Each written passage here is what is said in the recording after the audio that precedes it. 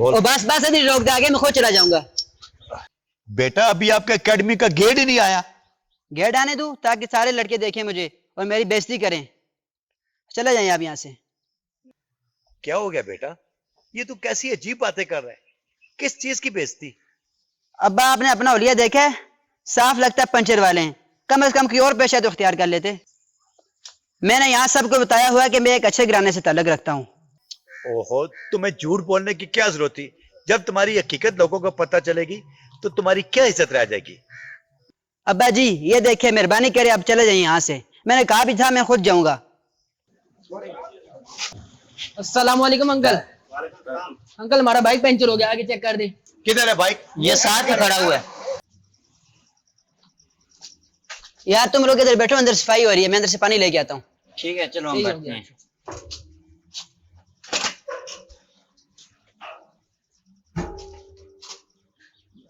यार मैं तुझे कह नहीं रहा था ये हमसे कुछ छिपा रहा है, असल में हकीकत कुछ बस और बस है। बस बस बस। ये भी मामला एहसासी कमतरी का ही लगता है यार। हमने आके यहाँ पे बहुत ही गलत कर दिया, आना ही नहीं चाहिए था। ये अंकल कहाँ घुसे जा रहे हैं? बेटा ये मेरा अपना घर है, क्यों खैरियत है ना?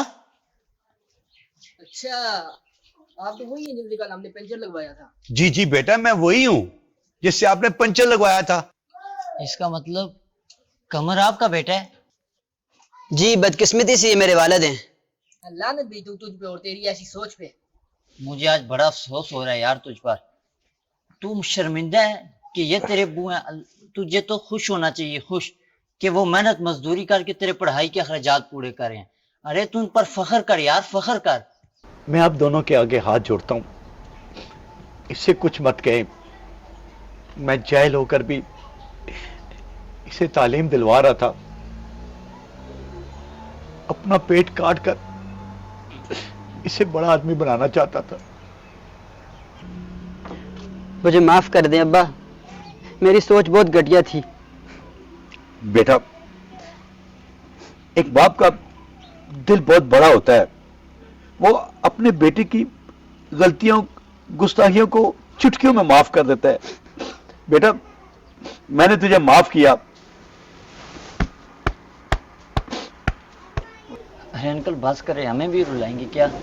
बस खुदा का शुक्र अदा करें कि आपके लाडले को अक्ल आ गई। बेटा आप लोगों का बहुत बहुत शुक्रिया। आप लोग खड़े क्यों? बेटा इनको बिठाओ और इनकी कोई खिदमत वगैरह करो। बस अंकल अब होगी खिदमत।